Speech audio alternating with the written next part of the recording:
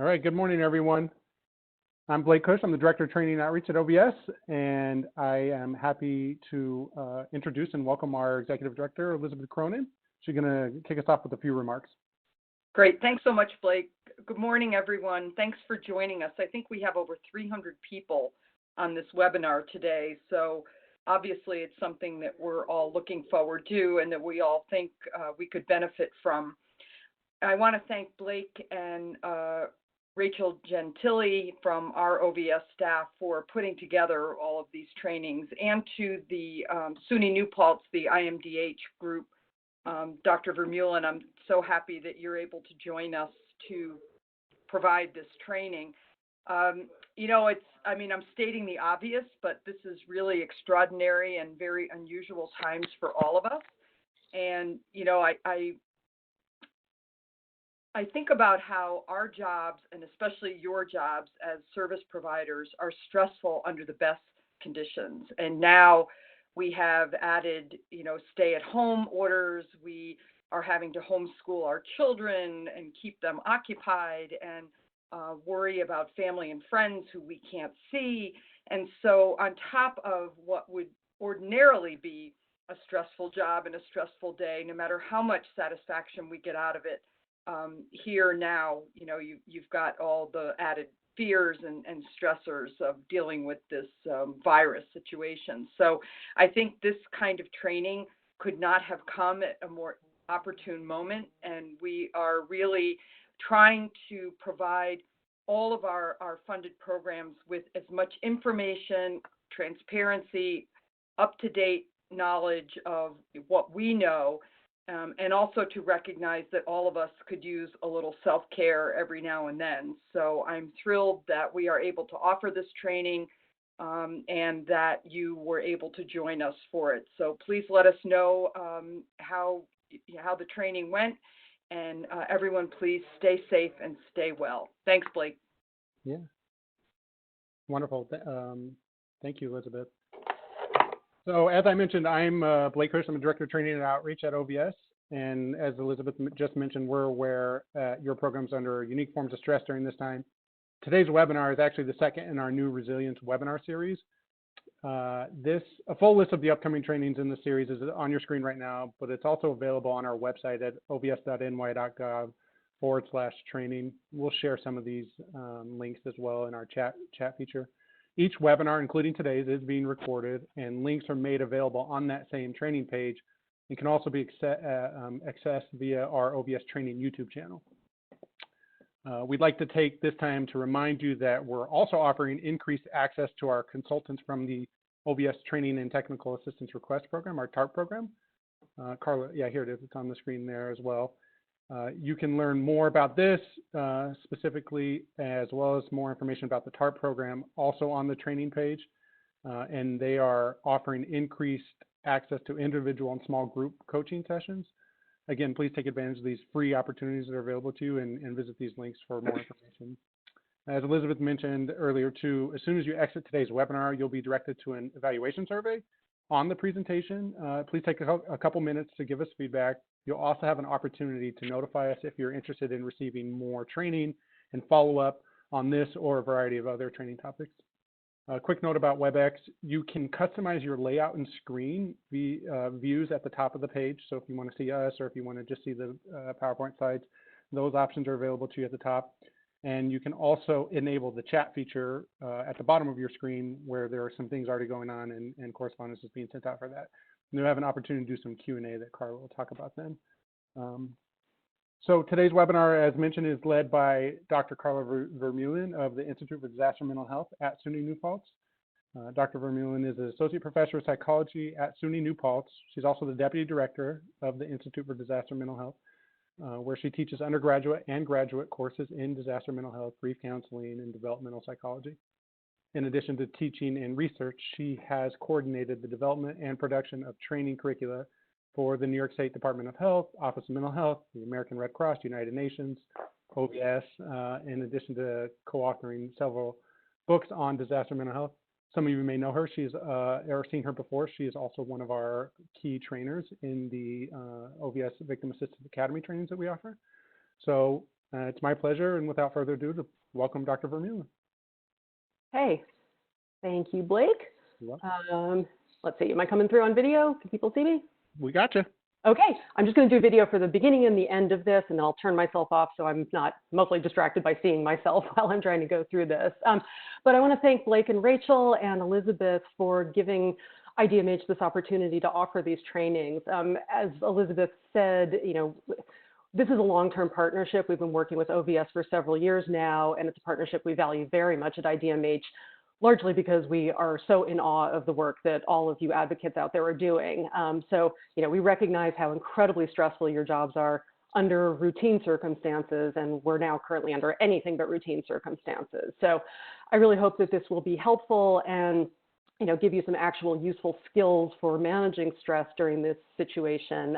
And that what I'm going to focus on today is largely dealing with your own stress, but I think that certainly has a ripple effect. If you are feeling calmer and more stable and more in control of things, that certainly likely makes you a better manager, supervisor, advocate, family member, et cetera. So I'll be mostly focusing on your own needs today, but I do want to point out, especially on April 30th at 1 o'clock, my colleague, Dr. Amy Nitza, the director of IDMH, is going to be leading another webinar on psychological first aid. And that is an incredibly useful sort of set of tools that you can be using when you are helping other people and responding to others and meeting their demands. So certainly encourage you to participate in that one. Again, that's on April 30th at 1 o'clock. I am joined in the background by my colleagues, Dr. Nitza and our program and operations manager, Rebecca Rodriguez. So they are on as panelists, but not actively presenting, but they're going to be monitoring some of the questions that you might be presenting or might be submitting. They might respond to some of those in the background, and or they'll pick out some to sort of feed to me, or we might collaboratively answer at the end of this.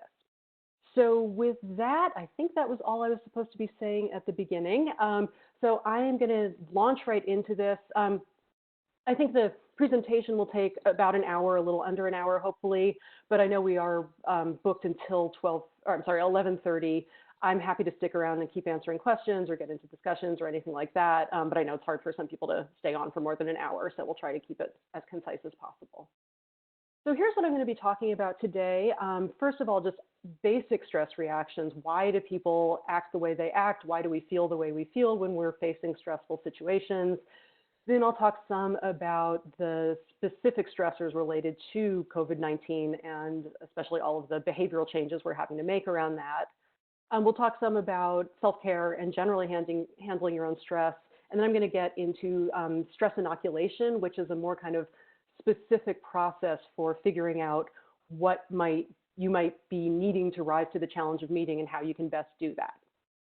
Okay, with that, I'm going to turn off my video and just go to audio. All right, here we go. So first, just an overview of stress reactions. First of all, we wanted to sort of make it clear, largely what we're going to be talking about today is more general typical forms of stress, although I don't know that anything is considered typical right now, but we want to differentiate that from trauma. There is going to be another webinar led by Dr. Nitza on more trauma-informed management, I believe it is, or no, I'm sorry, working with children. And I don't have the date of that, but it was on that list at the beginning and on the calendar. So that'll be more looking at trauma specifically, but I think we want to differentiate, trauma can occur like the big red one on the side in response to a big event. So that could be a disaster, a serious illness, certainly being the victim of a crime. I mean, that is by definition traumatic for most people who go through that. So it could be a specific event like that, and that can cause very extreme reactions. What we're going to look at more today is more this idea that there's just this kind of background stress that then can very quickly escalate into more of a state of crisis or trauma. And especially now with everything everyone's dealing with, very likely that might happen. So that makes it all the more important that we do try and tackle that stress and deal with it and break it down so that it doesn't escalate into that way where it gets harder and harder to deal with and takes over more and more of our lives. So looking at what some of those different forms of stress are, we want to think about this in terms of, it's not just one type, certainly. And I'm sure we're all aware of this, but I think it's useful just to think about it in particular in this way. So acute stress is kind of what we all evolved to respond to. That's where something activates your fight or flight response. You do what you need to do to deal with it, and then hopefully it's over, and you get back to a kind of baseline of stability and your regular level of functioning. That's okay. I mean, it's still difficult. It's not that those acute stressors are easy or not challenging, but we're usually pretty good at dealing with those. A little bit different than that is more this idea of chronic stress. And that's just kind of the background stuff that can very quickly accumulate, and sometimes to the point where we're not even aware of it. I mean, it just feels like the cost of being a human in the world today, where we're all dealing with different forms of stress. And then the worst generally is going to be traumatic stress. So that's what I was just talking about, where there's one particularly bad experience that somebody goes through. And especially if that does involve something like feeling like one is at risk of dying, or that sense of betrayal, which certainly most crimes are going to involve, that someone's doing this intentionally to you. So these are all the different kinds of stress, and we're all probably dealing with different degrees of them at any particular point in time. And certainly the victims that you're working with are largely going to be coping with all of these, I would expect. But let's also remember that not all stress is bad. If we didn't have some kinds of things that push us in our lives or challenge us or motivate us, we wouldn't grow. We wouldn't be able to feel like we're performing at the highest level we can. So this is this idea of eustress or positive stress. And so this is the good stuff, which doesn't mean it's the easy stuff, but it's things that really do kind of challenge us. So keep that in mind, because this is sort of that sweet spot of stress that we're trying to stay in. And part of the way we can do that is by practicing self-care and active stress management strategies to prevent us from tipping over into the too much distress side, the red side. So before we get into what some of these typical reactions are, let's just remember these make sense. I mean, feeling stressed is not a sign of pathology. There's a very big difference, even if someone goes through a traumatic experience, there's a big difference between post-traumatic stress reactions and post-traumatic stress disorder. So what we want to do is deal with the reactions to prevent them from turning into the disorder. That's a lot of the focus of disaster mental health, certainly of trauma counseling, and I think just of the supportive care that you all try to incorporate into your work with your clients in general. A few other points about these reactions. Sometimes it's obvious. Sometimes we recognize we're going through something, we're feeling especially stressed about it, but sometimes we don't even recognize it. We're just kind of feeling off, or it takes a while sometimes for something to sink in, or it's just like yet another layer of stress we're dealing with on top of everything else. So sometimes helping people just recognize that they are stressed out and what the source of that is can be helpful. And then these reactions tend to change over time. Now, this is when we're more dealing with an acute or a traumatic stress reaction more than the chronic. Those are just kind of unfortunately stable at a bad level. But generally, if someone has had a stress reaction in response to a particular experience, usually they tend to improve. They tend to adjust to what they've been through. They tend to recover, especially as things feel stable and as they start to believe that the event is over. Now, that idea of the event being over is one of the things that's particularly problematic in our current pandemic situation. So I'm going to return to that because, of course, we don't know when over will be. So I'll come back to that in a moment. And then the last point is that these reactions tend to occur in multiple realms or multiple categories, or take multiple forms of expression. So we tend to think of them primarily as being emotional reactions. And these, I think it's useful to recognize, for a lot of people can take two different sort of general categories of kinds of reactions. So some of those are more internalizing. So people who feel depressed, sad, anxious, maybe they're withdrawing, it's more that they're sort of processing it within themselves. For other people, these reactions are expressed in a more externalizing way. So they might be angry, irritable, lashing out at people, cranky. So those are sort of more visible doesn't necessarily mean they're better or worse than the more internalizing ones. But some people tend to go one direction or the other, or to kind of go back and forth between them. So it's just useful to be aware of that. A lot of people express their stress physically. I'm sure we all can recognize we have that one particular physical symptom that is ours. Like for me, it's a clenched jaw or a tight neck. For other people, it might be a stomach ache or a headache. Certainly sleep disruption is very common when we're stressed out. We can't fall asleep, we can't stay asleep, we have distracting dreams. Is everyone having crazy dreams right now? That's an aside, but that's certainly an expression of what we're all going through. Then people change their behaviors often. Some people do want to withdraw. They want to just get away from it. They don't want to try and be around anybody. Not that we're able to do that right now, but and that's really problematic, because we know that reaching out to social connections is one of the best ways to deal with stress and other difficult situations. So that's another problem of the circumstances we're in at the moment. Some people get very needy. They don't want to be alone. They want to just be talking about the experience all the time. And then certainly the self-medicating. I say alcohol or drugs here. That also could include food or cigarettes, or basically anything where you're numbing yourself. You're just sort of blunting the effect to just try and get away from it, which of course can become problematic if that becomes habitual, or that's the only way that someone has of dealing with their stress. People also have often impacts on their cognitions, on the way that they think, the way that their brains are functioning.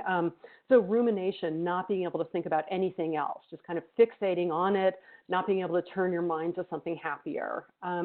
Similarly, with being preoccupied with it, it's all you can focus on. And then often people who are under a lot of stress find that they can't concentrate on anything, they can't remember anything, they can't focus on anything. And so that's often very distracting for people. And it's sometimes helpful just to point out or to remind ourselves, because our brains are just so occupied or preoccupied with all the other stuff that's trying to deal with. And so that's a natural response to stress, even if we don't necessarily recognize it as one. And the impact on spirituality can be very, very important for people. This is probably more likely in the case of a traumatic experience, being a victim of a crime, going through the current disaster, something like that, more than more routine forms of stress. But sometimes people who go through something very difficult will find it increases their faith. So they'll think, this was God's plan or God's will, or, whatever, this is meant to be in some way, and it will all work out. For other people, there's a real negative impact on their faith. So, how could God have let this happen? I thought God was good and all powerful, so how could this be? And that's a real blow for people. If normally they would take a lot of comfort from their faith and now they can't, that's a secondary loss, essentially. Then a couple of last categories of these typical reactions. Shame and guilt. These, again, not so much likely to occur in response to more routine forms of stress, but often if someone goes through something very, very powerful or difficult or traumatic, there's often this sense of, first of all, shame. I mean, I'm sure many of you see this, classic victims of sexual assault are often shamed by other people, by the response that they get. And so that shame can be thought of as kind of this feeling like, I am wrong. There's something deeply flawed about me, and that's why this happened to me, which of course is devastating and very difficult for people to cope with. Guilt tends to be more a sense that you did something you shouldn't have, or you didn't do something you should have, or you weren't there when you should have. So guilt can take a lot of different forms like these. If I had been there, I could have prevented this outcome. Certainly the survivor guilt is very powerful. That's a true existential question. Why did I live when others didn't? I think a lot of people are going to be experiencing that as a result of this pandemic, for sure. And then performance guilt is tricky. And I think helpers, responders are particularly susceptible to this because, of course, in reality, we can always think of something else we could have done, or some way we could have stretched ourselves further or given even more of ourselves. But often that's really unrealistic. Could you really have, prevented the pandemic from happening or something like that? Could you really have hand sewn 1,000 masks to donate to your local hospital. There are limits on this. And so often what we're doing in terms of helping people with their guilt or just addressing that in ourselves is just trying to figure out, is this realistic? If not, then at least we can maybe take away the parts that aren't accurate. And we still may be very well left with some forms of guilt. I mean, as I said, we can always think of things we could have done differently, but at least we can maybe forgive ourselves for the parts that are exaggerated or excessive. Okay, so looking now at some of the stressors related to the outbreak, certainly the biggest issue is just the uncertainty of this. I don't think any of us have been through something like this, and unless someone was involved in a previous outbreak like SARS or MERS or Ebola or something like that. But I think for the general public, this is a really new experience, and we just don't know how to do it. We don't know what is going on or what the future is going to hold, and that's very unsettling. So part of it is that this is an invisible threat. Part of what's so difficult is we still, even at this point, don't fully understand exactly how it's spread, or is it safe to accept that package or put my groceries away or things like that. And we don't know how long it's going to last. We know it's bad. The overall impact is so unpredictable. Like, we know it's bad now. It's likely it's going to get worse, or at least continue at this level for some period of time, but we just don't know. We have to keep shifting and adapting to what is going on, and that's very unsettling. It's destabilizing for us. Then I mentioned this before, but all of the social distancing and stay-at-home policies, that is basically taking away what for many people is the most useful form of support and stress release. So that's compounding the problems everyone is going through. And then on top of all of that, there's just a very unclear situation with information. Part of that is just unavoidable because we are learning new things about the disease itself and about how policies are changing, but it certainly doesn't help that we're getting all these conflicting messages from different official sources. And of course, that allows people to take sides on it, essentially, on what should be matters of scientific fact. Instead, sometimes they're being politicized or sowing conflict or confusion, and that is very unhelpful right now. So as a result, we're constantly having to adapt, and each of those adaptations, at least in my personal experience so far, have not been in a positive direction. Something happens, we get a new policy like, okay, now the kids aren't going on, or the kids aren't able to go to school. Okay, now we're all going to adjust to that. Now there are further limits on people going out. Now we have to wear face coverings. So I think each time we get a new piece of information like that, and that's not even counting things like maybe learning a family member is sick or something like that, or people have lost their job. Each time something happens, we have an acute stress reaction to it, and then hopefully we kind of adjust to that and get stabilized again as we adapt to those new expectations. But that's at a higher level than before. We're not getting back, most of us, I'm sure, to where we were before. So I just keep thinking of this as like this ratcheting up, like, our baselines are getting elevated. So we're now, even when we're feeling at our most calm, most of us are functioning at a very unhealthy level of stress. And just looking at some specific fears, and of course, these are going to be different for every individual. I mean, it's always going to depend on your circumstances, your resources, your past history, other stressors you're dealing with. But in the next few slides, I'm going to talk about just some of the specific things that I think are probably troubling most people, if not all people. So obviously, there's just fear of the virus itself, concern about getting sick. And this one has that very particular issue where we know that some people have been infected but asymptomatic, and they have accidentally, without knowing it, certainly without intending it, infected other people. So that's terribly distressing. So we have this kind of element of dread and almost like anticipatory guilt about that, this fear that we're going to harm other people without knowing it. And then, of course, concern about our loved ones getting sick and how bad it will be, and of course, this ties in with concerns about limited access to medical supplies. So that's certainly going to stress people who think, I mean, I have elderly parents and I'm checking in with them every day to make sure they're okay, but that's a big concern for me as well. Then that brings us to caregiving. So for anyone who has dependents, which is probably just about everybody, what happens if you get sick? How are you going to keep taking care of them? And are they going to be capable of taking care of you if you are bedridden or, just need to be brought food every day, even if it doesn't get as extreme as we all fear it might? And then, of course, if they get sick, how are you going to be able to take care of them, especially if you are also taking care of other people and trying to keep doing your jobs and all of those other stressors? And as I said before, worries about if somebody does have to go to a hospital, will they be able to get the treatment that they need? So those are all, the real kind of visceral, like true related to the disease itself concerns most people are having right now.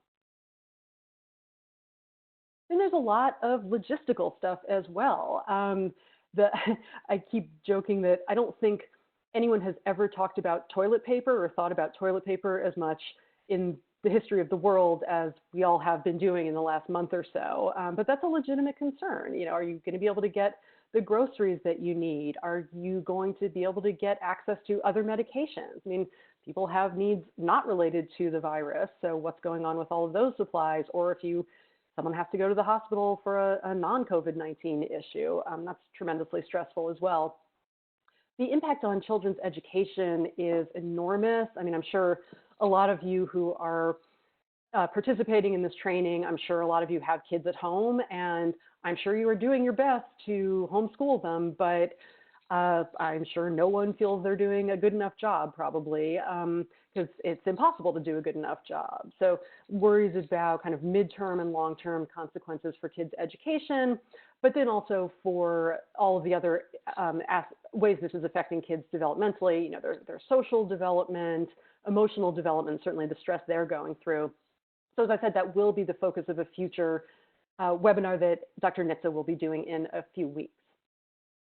Then so many people have concerns about loss of income. I mean, the fact that you guys are participating in this training as advocates means you are still employed, which is great, but I'm sure everyone is concerned about that ending or hours being cut or anything like that, or maybe you have another family member. So again, I'll return to that in a moment. So those are just some of the practical concerns, but I'm sure all of you right now are thinking about your own issues and needs throughout this. And then social concerns, just thinking about how this is going to impact the community. I wonder what things are going to be like when it's all over and we start reemerging, which I firmly believe is going to happen at some point, but we will all have been very changed by this. So how is that going to impact, in some ways maybe it'll be positive. We'll appreciate freedom. We'll appreciate being able to get together. But there are some, things we've learned about each other that might take some adjusting to. So how's that all going to shake out?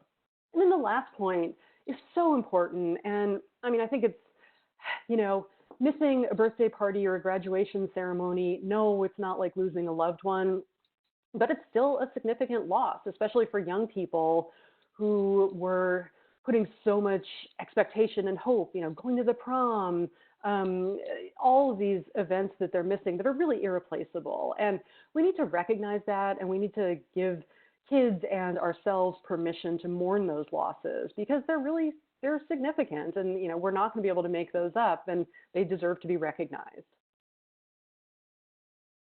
Then economic concerns. I don't think I need to belabor this point, but I'm sure we're all worried about this, both short term, how am I going to feed my family if I lose my job? And then people are, having to close businesses they've spent their lives establishing. I have a whole crop of seniors who are about to graduate from college into this economy, and they are really going to face long-term consequences from this. So all of these concerns are troubling, depending on where you are in your work life. For those who are fortunate enough to keep having jobs like you guys, obviously people who are considered, frontline workers, whether that's healthcare professionals or grocery store clerks, or we were talking yesterday to an organization that supports home healthcare aides, people who are out there risking being exposed certainly are facing tremendous challenges in balancing meeting their professional duties with trying to protect their own personal safety. So that's a huge issue. For those of us who are adjusting to working from home, probably, I think somewhat less stressful, but not stressful to be sure, especially for people who are trying to juggle work with kids. And then just some of those issues of boundaries. A lot of us are sort of bad at that anyway. Like, how many of us check our email or our texts at 10 o'clock at night? It's even harder to not do that, I think, now that we're working from home and there's not that sort of physical divide between work and personal life. And certainly for supervisors, how can you kind of keep your team going? That's the focus of a lot of the other webinars that are being done by the more management consultant people. So again, I encourage supervisors to look at that list and participate in some of those, because I think those are very helpful as well. Okay, so we're stressed, right? I thought about doing one of those little WebEx polls where I could say, are you stressed, yes or no? And then I thought that would be stupid because I think we get 100% yeses on that. So I didn't bother doing that. But we need to recognize that, and we really need to take care of ourselves. Self-care is something that I think in the helping professions, we pay lip service to, and many of us don't do anything beyond paying lip service to it. It usually gets the last 3 slides in whatever presentation you're participating in, or we all joke about how we have to do better with it. We have to do better with it now. We really need to commit to that because otherwise we're not going to be able to keep functioning. We keep within IDMH reminding ourselves we need to treat this as a marathon, not a sprint. Because if you're sprinting, you are going to burn out and you are not going to be able to sustain your own well-being, let alone keep helping the people who are relying on you. So I'm going to talk briefly about getting beyond that. And as I said, I'll get into the stress inoculation, which I think might be a useful tool for a lot of you that might be new to you as well. All right. So I really hope people will take this slide seriously. We all know you have to put on your own oxygen mask before you put on other people's, but it's absolutely true. And because of that, we need to recognize this fact. We're not going to be able to continue meeting our responsibilities if we're not taking care of ourselves. That means taking care of ourselves is an ethical responsibility. It's an imperative. It's part of your job, honestly. Because if you're not doing that, you're not going to be able to keep going. And I know by saying that, I'm risking adding more stress to people, like, oh God, now I've got to do this as well. But just encouraging you to build that in as something that is essential. It's not a luxury. It's not the thing that always comes last on the list. It's something that should be scheduled and taken seriously because you deserve it. You owe it to yourself to do that in addition to needing to do it so you can keep helping other people. So this idea of the compassion-stress continuum, this might be familiar to some people, but it's this idea that anyone working in a helping profession, which we generally think of that as being mental health people, certainly victims advocates, teachers. I would argue that right now we are all in helping professions because we're all responders to some degree or another in dealing with the pandemic. So I think this applies to everyone, even if you don't necessarily traditionally think of yourself as someone who works with compassion. But this is this idea that work that serves other people places a lot of demands on us, and that means that we're always kind of going to be somewhere on this continuum between finding satisfaction in our work and feeling fatigue about it, feeling unable to handle it, feeling burned out. We got into this field, every single one of us, because we want to help people. That's part of our identity. And so even when work is hard, we can find satisfaction from it. I'll come back to that point in a second. But also, I think we all recognize it can become too much. And right now, just with all of the added burdens everyone's facing, it's pretty easy for us to sort of slip over to the negative side of the continuum. So that's what we're trying to avoid with some of these practices. So compassion satisfaction is that idea of feeling like you are competent, like you really are good at helping other people, you're accomplishing things. You're probably not accomplishing everything you wished you could, but you are trying, and that gives pleasure in itself. And I think it's really important to recognize that experiencing compassion satisfaction does not mean you're not experiencing stress at work, because some of the things that are most satisfying, for me at least, are the things that are hardest. It's the things that really do push me, that challenge me, that I go into not quite sure if I'm going to be able to do them or not. And then I figure out how to do it, hopefully, and I feel great satisfaction from that. So that is exactly the eustress, the positive stress that I talked about earlier. So that is what we are all seeking to accomplish, but it is not always easy. And I'll point you towards this proqual.org. That is a website where you can download this handy little tool. If any of you have been to some of the trainings IDMH has done with OVS in the past, the academies, we often use this. It's the Professional Quality of Life Survey. It's basically just a quick questionnaire you can answer to give you kind of a score or a quantitative measure of where you are in this balance between satisfaction and fatigue. So that's a handy tool because it'll help you maybe recognize areas that maybe you need to focus more on getting back to the satisfaction side. All right, so that's our good side. That's when we're feeling happy, and maybe happy and stressed, that's fine, but satisfied in general. The unhappy side of this is when we reach this state of compassion fatigue. And this, I think, is sort of a specific form. People define burnout and compassion fatigue in different ways. I'll talk about burnout in a second, but I don't find the divisions between them all that helpful, except to just think that compassion fatigue is maybe a specific form of burnout that tends to impact people who are in those caring professions. And I just think of compassion fatigue as your job is helping others and giving of yourself. And at some point, you run out of self to give. You've just done it too much. You can't extend yourself any further. And that's really problematic, as I said before, for people who part of our identity is as helpers. And when we reach this point where we feel like we can't help other people, or we even don't want to help other people, that's a real sort of blow to that identity. So it's not just burnout, but it's more that like, whoa, what happened to me? So this is certainly what we want to be trying to avoid.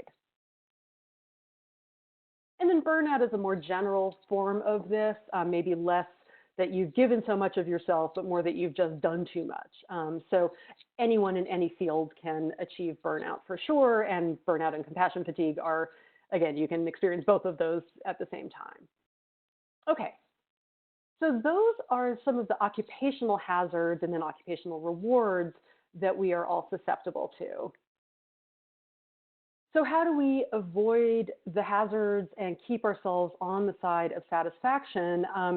Self-care, basically. And so these are just some of the basic barriers to self-care that we often encounter or experience ourselves. So it seems like a lot of people who are early in their careers maybe don't take it as seriously as they should. They come in with the energy of the brand new social worker or staff member or whatever, thinking they're going to be able to change the world and change the system and rescue everybody. And that's awesome, that's admirable, but often they go too fast, they go too hard, and they don't take care of themselves, and they can't carry on at that pace because they're going into it as a sprint, not a marathon. Then I really like this idea of this myth of professional immunity. I'm a helper, I'm a caregiver, I take care of other people, no one needs to take care of me, I don't even need to take care of myself. Not true. We need to get over that kind of hero stance. Then this idea of negative self-talk, I'm going to come back to that in the stress inoculation section, but this idea that like we have this misperception typically that like everyone else is handling this, so why can't I? There must be something wrong with me. I must be weak or incompetent. That's that little voice in your head that's kind of talking you out of seeking the care and the support that you really do need. And then certainly there's stigma. And in some fields that's legit. First responder fields, military for sure, law enforcement, it's often been not okay to acknowledge that you need some help or some support, and we really need to get over that. So those are barriers, things to just be conscious of. Think about if any of these are applying to you, and if so, what can you do to try to overcome them?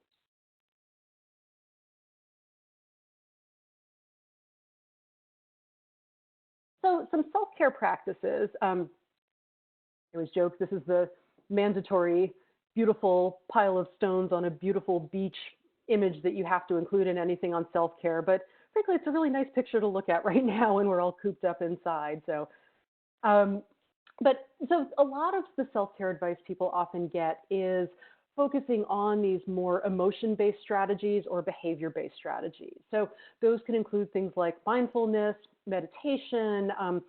Those can be great. Those can be really, really useful practices because they can help you just calm yourself down, literally slow your breathing down. That's a great kind of exercise to use with yourself and also with your kids if they're getting stressed out. Just deep breathing exercises, these positive ways of catching your stress and bringing it down, bringing yourself back to a calmer level of baseline. These also are great because you don't need to go out to do them. You don't need any supplies to do them. You can lock yourself in the bathroom away from the kids for a minute to do them. So these are great. Some people have a hard time getting started with them. I mean, they're definitely, they're described as practices because you get better at them the more you do them. So it can be hard for some people to get started in them, myself included. I will freely acknowledge that, but they're absolutely worth pursuing and trying. And then for some people, it's more behavior-based. So activities that you do to cope with your stress. Yoga, yoga kind of falls into both of those categories, but any form of exercise. A lot of people find their stress relief through exercise. That's great under normal circumstances because it's good for your body, and then that translates to being good for your brain and your emotions. So that has kind of a trickle-up effect in terms of benefits. However, right now, unfortunately, a lot of people are not able to do their normal exercise practices with gyms closed and yoga studios closed. And even around here, a lot of the bike paths and walking paths and hiking paths have been closed because people weren't social distancing properly. So a lot of people are not able to use these practices now the way they normally would, but these are certainly great to try and adapt and try and get back to as much as you can. Less talked about, and what I'm going to spend the rest of the presentation on, is these more cognition-focused strategies. And it might seem kind of weird to describe these as a form of self-care, but if you need self-care because you're stressed and you can use these practices to reduce your stress, then they're absolutely a form of self-care. So this might give you some tools that you haven't thought about before. Again, we've got just that self-talk. What is that little voice in your head telling you about what's going on? Is it catastrophizing? Is it making you watch the news 24/7? Don't do that. I should have said that also. Limit your media exposure. We certainly know that's important. But what is the voice in your head saying? And is that accurate? And can you reframe that message in some way that's a little more positive? Similarly with cognitive restructuring, how are you thinking about this situation? Are you thinking about it in sort of all or nothing terms, like we're always going to be like this, things are never going to be okay? Talking yourself through that, is that true? Is that accurate? Is that rational? And trying to restructure that to a more kind of realistic and hopefully a bit more optimistic and less stress-focused position is good. And then stress inoculation, this is my favorite thing in the world right now. That's a bit of an exaggeration, but this is something that I have just been practicing myself for the last, a year or two, and I find it so helpful. I did this for myself before leading a presentation that, oh my gosh, I see has 365 attendees. I'm glad I didn't notice that before now. But I went through this process myself to get myself ready to do this training. And so I hope you'll find this useful. So stress inoculation is basically a method that is a way of breaking stressors down and figuring out a strategy for dealing with them. So the main premise of stress inoculation is accepting, first of all, that a certain, we tend to think about this in terms of an experience that you were heading towards, but I think it can work with a more general, just the situation we are all living with rather than a particular activity. But recognizing that what we are facing is going to involve stress. It's going to push us in some way, and we can't make that not be the case. It'd be great if we could, we would do that, but we can't. So the first step is basically accepting that there will be stress involved in this and figuring out very specifically how we are going to manage that stress. So this involves basically, going through a few steps that I'll walk you through in a minute, but basically acknowledging that there will be stress, managing your expectations. So you're not going into it with I have to be perfect or I've failed.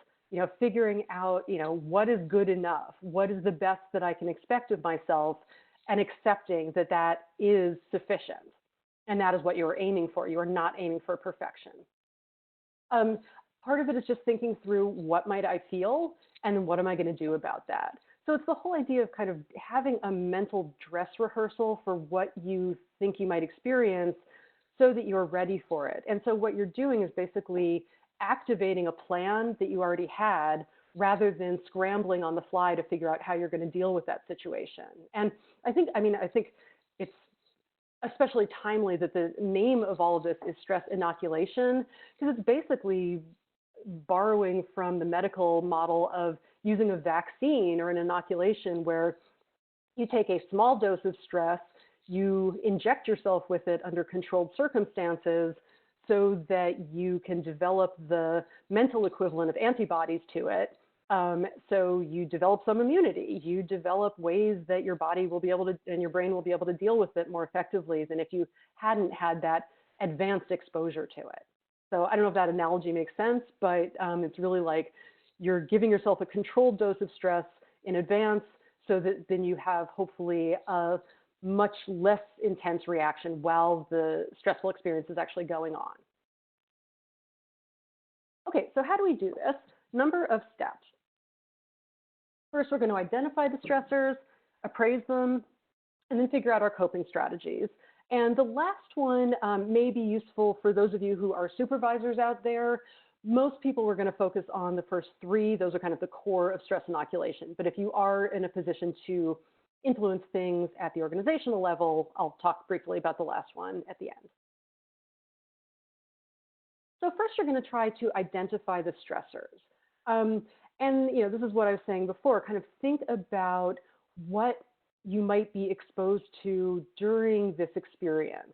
So when we're training disaster mental health responders who might be deploying to the site where a disaster has occurred, it might be something physical, like the sights and the sounds and the smells they might be exposed to.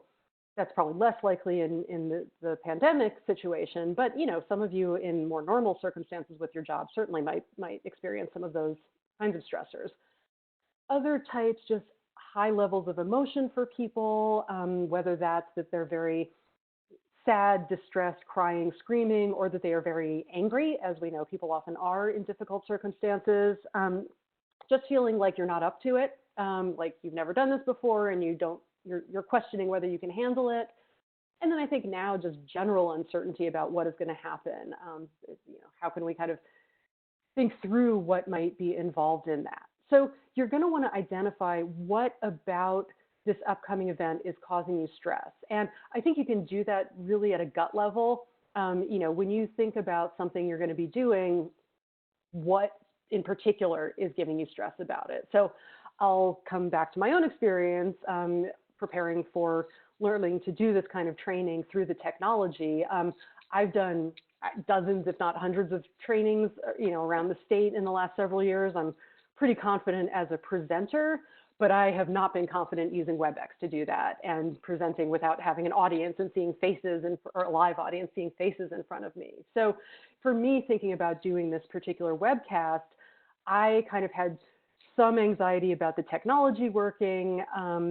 So that for me was like, it was easy for me to identify that that was my main stressor or that my internet was going to go out in general. So just think about what particular are you focusing on when you're feeling stress about something. And then the next step is you're going to appraise that stressor. You're going to basically think about, you're making this judgment unconsciously already. We've done that appraisal when we're just thinking about what we're heading towards. That's why we're stressed about it. But then you want to think about, are you perceiving it, again, at that gut level as something that you can rise and meet the demands of, in which case you're viewing it as a challenge, or are you viewing it as something that you're not going to be able to handle, that's going to overwhelm your coping abilities or your professional abilities, in which case you're viewing it as a threat? Now, I'm sure you can guess which is the better, the healthier, the more productive version of this. Obviously, we want to be viewing things as a challenge, but not surprisingly, we often are viewing them as a threat, which is why they're causing us stress in the first place. So the problem is when we're thinking of something as a threat, we often just clutch. We sort of shut down. We narrow our coping ability. We narrow down creative approaches to something. We're having that internal voice, that self-narration is saying, I can't do it. I'm not going to be able to handle this. This is going to be terrible.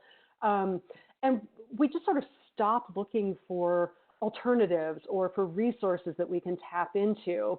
And of course, not surprisingly, if we're going into something with the little voice in our head saying, I'm not going to be able to handle this, that often becomes a self-fulfilling prophecy. And often we can't handle it because we've talked ourselves out of thinking that we can. So in this case, what we want to do is catch those thoughts, catch that little voice and change it, shift it around by thinking about, okay, what can I do to deal with this? What resources do I have to call on? So in my case, we yesterday with Blake and Rachel did a little test WebEx where I got to practice on this and get familiar with the tools. And so that allowed me to then view this as a challenge instead of a threat. So if you're viewing something as a challenge, this is going to kind of undo that narrowing. That's going to let you think more creatively about something. It's going to let you recognize, first of all, the skills that you do have. Maybe you're not 100% comfortable with something, but you can remind yourself of similar challenges you've met in the past, or other times even if it was a different challenge, you have been able to rise to a challenge. And a lot of what we want to do with this is break it down, which is really going to be kind of the next step that we're going through. But this is where we're having more positive self-talk, like not saying it's not going to be stressful, but saying, I can do this. So once you've done that, once you've talked yourself into it, and that can be a little bit of a fake it till you make it thing, but you will make it eventually.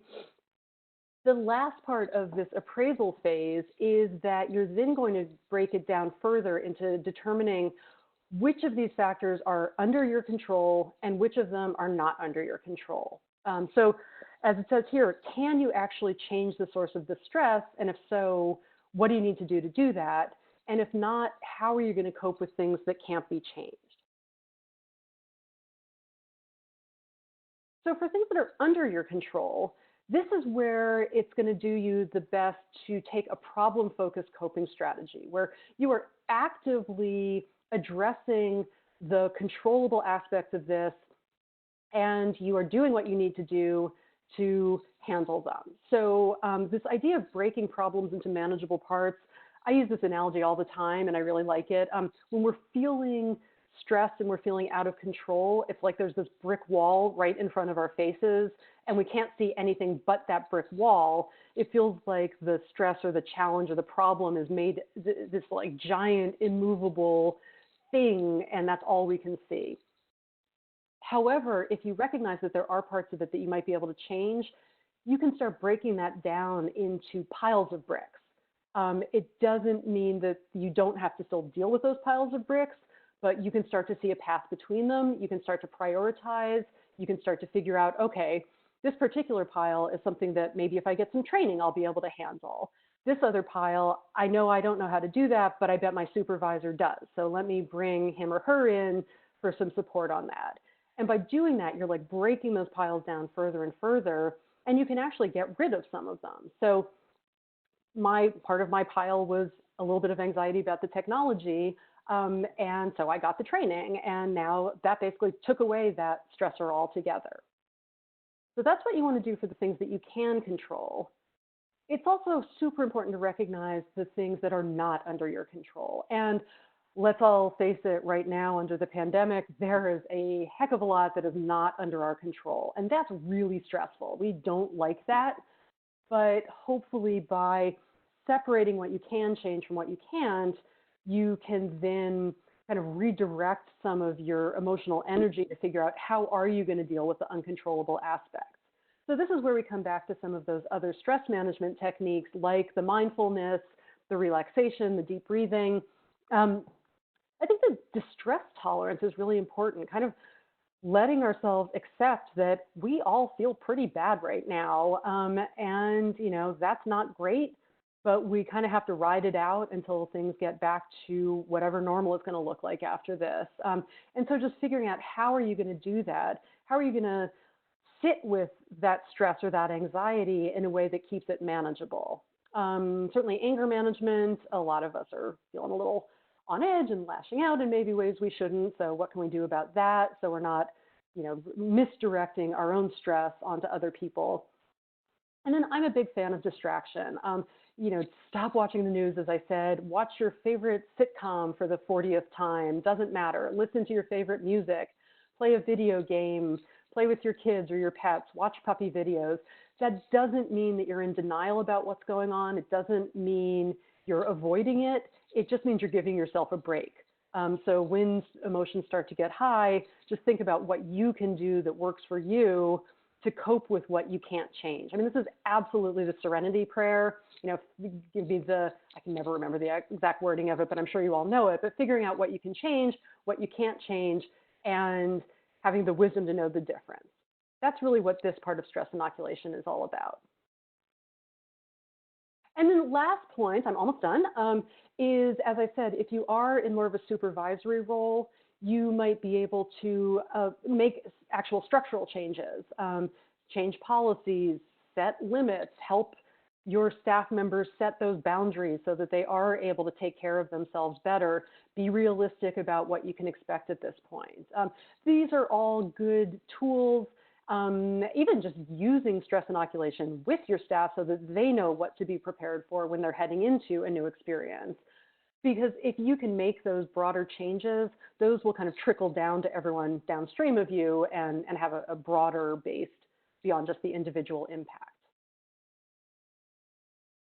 So bringing this all together, this is basically, kind of all this is a flow chart. So how are you perceiving this stressor? If you're perceiving it as a threat, which we often are, how can you reframe that? How can you talk yourself into a more positive stance?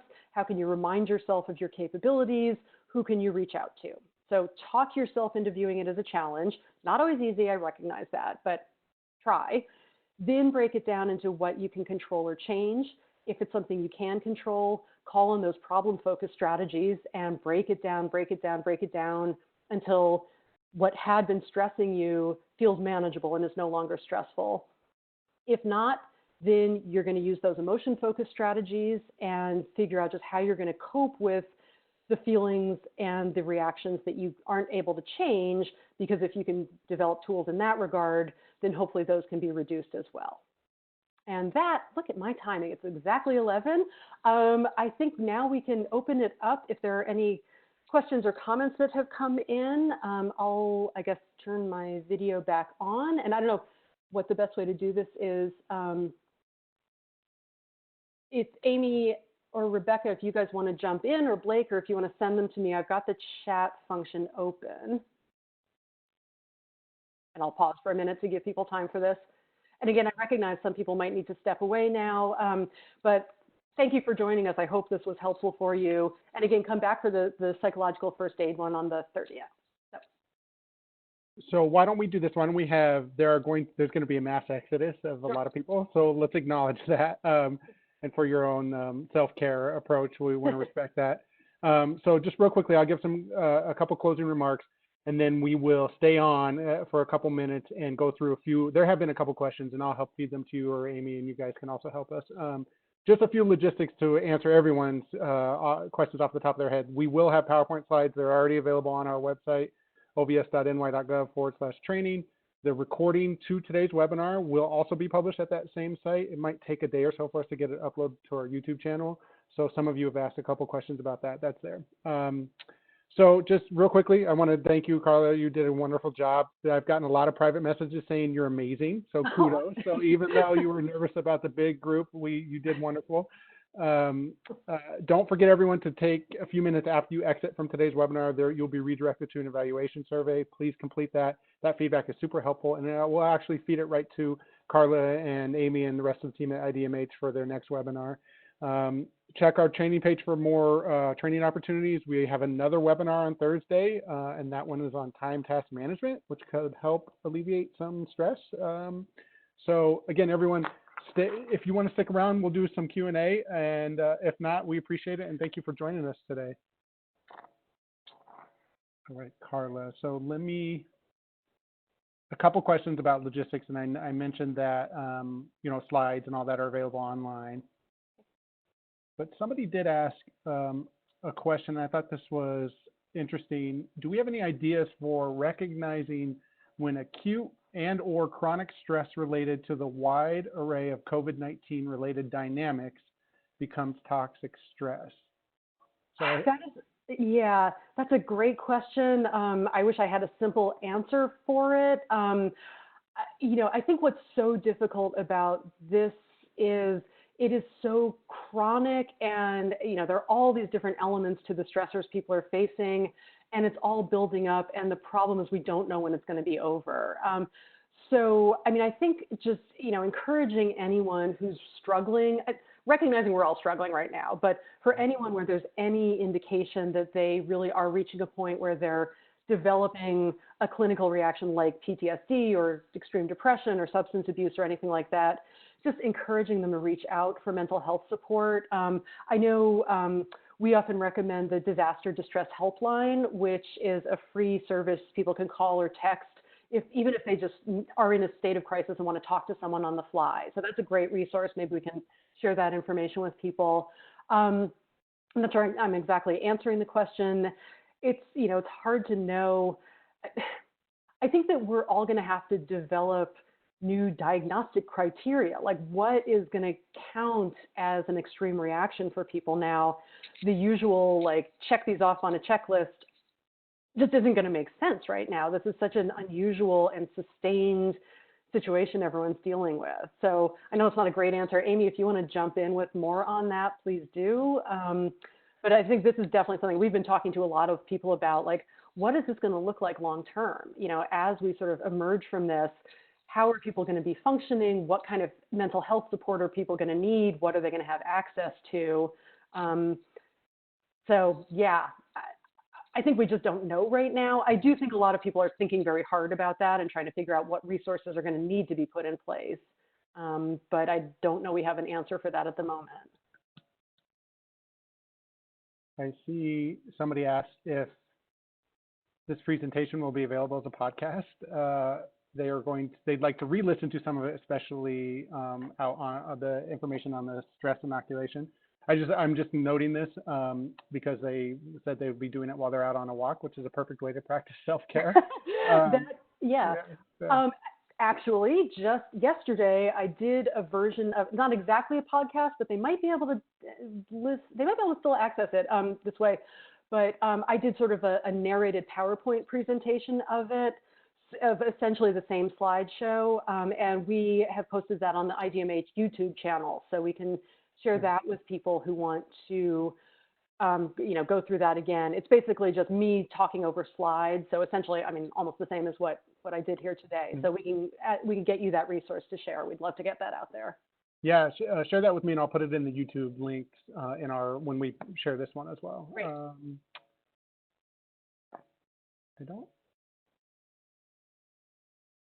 Here's a good one. As we work with our participants who are victims or survivors of crime, domestic violence, sexual assault, can the information on the slides be developed into a fact sheet? I don't know. Do you have any other tips or other fact sheets like that available? Let's see, we haven't done one specifically for victims of crime. We have some more general fact sheets on coping with stress. We have one on coping with stress in relationships, but that's meant to be more like, your husband and kids are driving you a little nuts, not a domestic violence situation.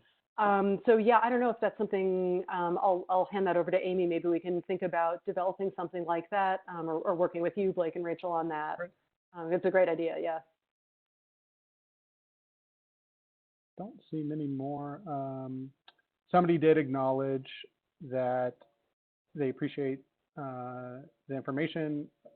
Something in the presentation today. I find that fatigue often is displaced on my spouse, and I appreciate you for helping me recognize this today. So that's great. And yes, that happens a lot. I can agree. Both of us, you know. No, I don't see many other questions. Any, I guess, any parting words? Any final remarks? Again, I just want to thank everyone who participated in this, everyone who works at OVS, and Blake and Rachel as well, and Elizabeth, for the amazing work that you do. We really are in awe of how incredibly hard that is, and I'm sure vastly harder now. So I just hope we all get through this, and we've even stopped saying looking forward to the new normal, because who knows what that's going to look like. But I hope everyone just really will get through the now and take care of yourselves, and eventually things will stabilize again. I'm confident. You okay with a couple more questions? They just came in last minute ones. Any thoughts on addressing the current stressors in minority affected populations, specifically African American trauma survivors who are already living in poverty? Already living in poverty, already often, disparate, even worse access to health care and much higher death rates. That's been recognized, unfortunately. Yeah, I don't even know what to say to that. I mean, acknowledging that it's unfair is not going to do much to support people. Yeah, I'm afraid I don't have a great answer on that one. I mean, I absolutely recognize the significance of the problem. I'm not sure what to do about it. Honestly, what I want to say is vote. Yeah. But yeah, I'm sorry. I wish I had something more to say on that. Amy, do you have any words of wisdom on that one? I don't know. Can you guys hear me? Yeah. Okay. So I don't know that I have any other specific recommendations, other than I think the situation there is that the baseline level of stress and and trauma exposure is higher. So everything that you just talked about, Carla, in relation to this experience is being even on top of an already chronic stress and likely trauma exposure situation. So the degree of stress that it's going to take from the situation to really put somebody into that toxic stress, if you're already living under those conditions, is a lot higher. And so the need for support becomes more urgent. That's really all I would, I think, be able to add. Yeah, and I think this will even further compound existing justified perceptions of unfair access to resources and discrimination and all of the other problems this population was already dealing with. Yeah. So that sort of element of betrayal on top of all of these stressors as well. What can we offer our parents as resources of the participants that are dealing with loss or having COVID-19? I'm not sure if we have a good, clear answer to this one. Offering parents, as in like parents of children, to help children deal with loss, maybe? We're interpreting here a little, so whoever asked that question, our apologies. But when I first read this, it was for older parents as a resource of dealing with the loss of not. I mean, maybe this can be interpreted as nursing home. She said yes, both. Okay, great. Sorry. Hello. Thanks, Rachel. Thanks. And as well as if, in addition to that, if there are specific links or things that you can recommend to that vein. Yeah, we haven't done like a tip sheet yet on dealing with grief, which Amy and Rebecca, let's put that on the list. That's absolutely something we should be doing. Oh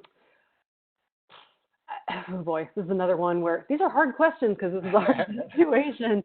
I mean, I think this is another area where things are compounded so much because, kids can't visit with their grandparents and have that kind of connection. And when there are deaths, people can't follow funeral rituals the way they normally would. So I think we're really going to see a huge wave of kind of, I don't know, deferred grief for people who have had a loss, because it almost just like has to get like put on the back burner and not dealt with for now. And that's incredibly awful, because we know when we have a loss, that's so impactful. And there are reasons we have these rituals. They bring together social support, they comfort people, and a lot of people are being deprived of that as well. So figuring out alternatives to that. I mean, I've been hearing about Zoom memorial services and things like that.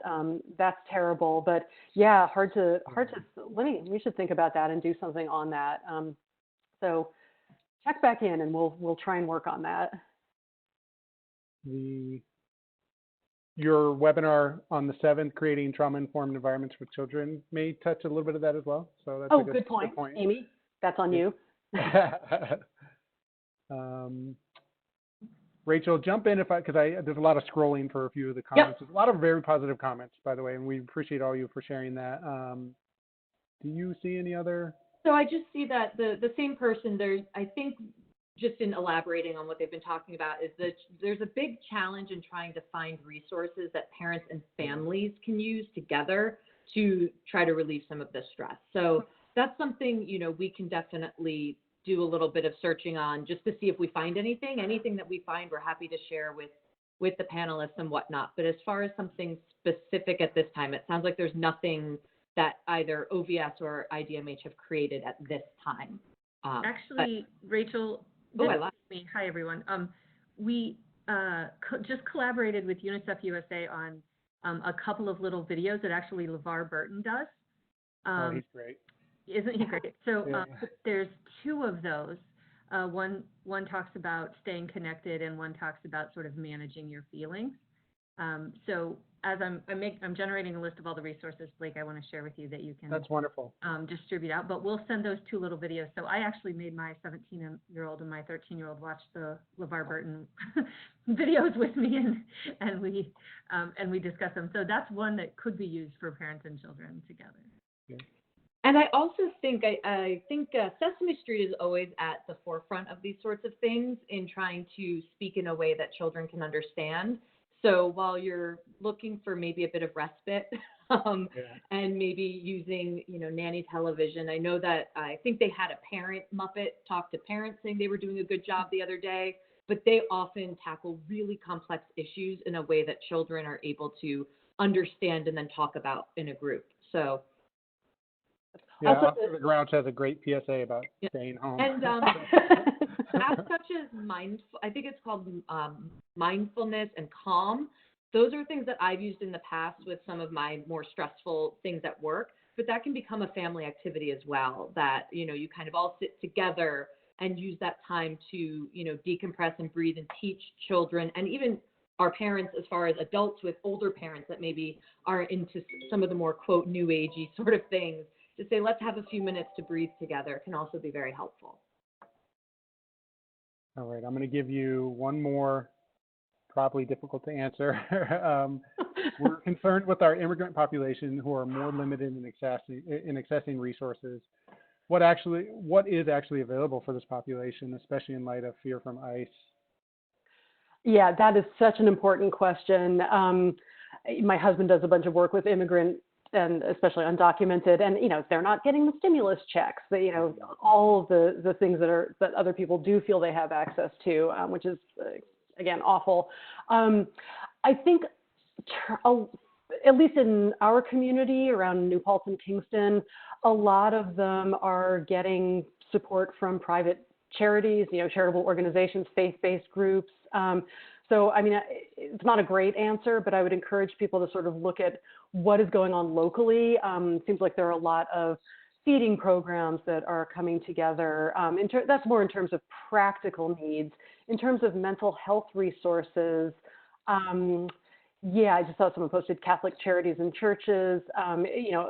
Again, connecting, probably something where mental health professionals should be reaching out to the faith-based organizations in these communities and seeing what can be done to offer services to people. But I'm not sure what answers there are at a kind of broader, state level, but it does seem like there's a lot of local stuff going on. Yeah, food pantries, things like that.